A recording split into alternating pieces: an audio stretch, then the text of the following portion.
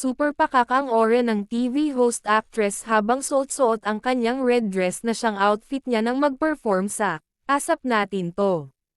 Noong linggo, February 1. Hindi naman nabago kay Ann ang kanyang serving looks at hot sexy body kaya naman hindi nakatakataka ang dami ng likes at comments na na-receive ng aktres. Ngunit isang kakaibang bagay ang napansin ng mga netizens sa bandang leeg ng aktres na siyang ikinabahala ng mga fani at supporters.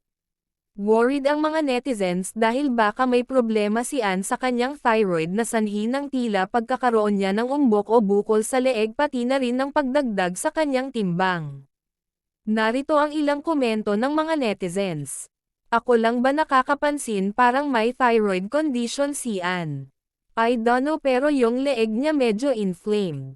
Ganyan ang goiter nasa loob maliit pa lang dapat agapan niya habang kaya pagamutin, kaysa paabutan pa ng edad 50 hanggang 60 doon sobrang lalaki na yan.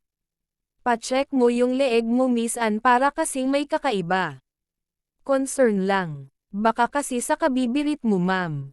Sana okay lang leeg mo parang normal lang.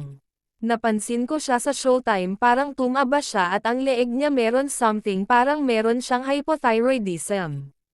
Samantala, wala pa namang sagot o paglilinaw si Ann hinggil sa mga napansin ng netizens.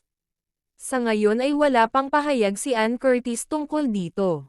Samantala, todo ang sigaw naman ni Ann sa It's Showtime, kung saan, ay napag-trepan na naman ito ni Vice Ganda, habang naglalakad ang dalawa. Sa backstage ay biglang hinawakan ni Vice ang braso ni Ann, akala ni Ann ay nagpapatawa lang ito dahil gusto ipakita ang kanyang kilikili, pero may iba pala itong binabalak na agad napasigaw si Ann nang ipasok siya sa isang room na ang nakasulat ay, "Please keep the door closed," at may nakalagay pang sign ng mail.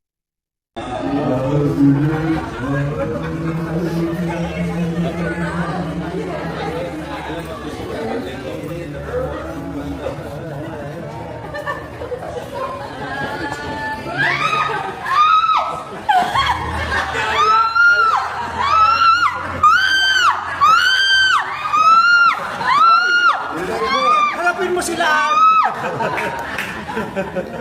Pero na-express niya amoy.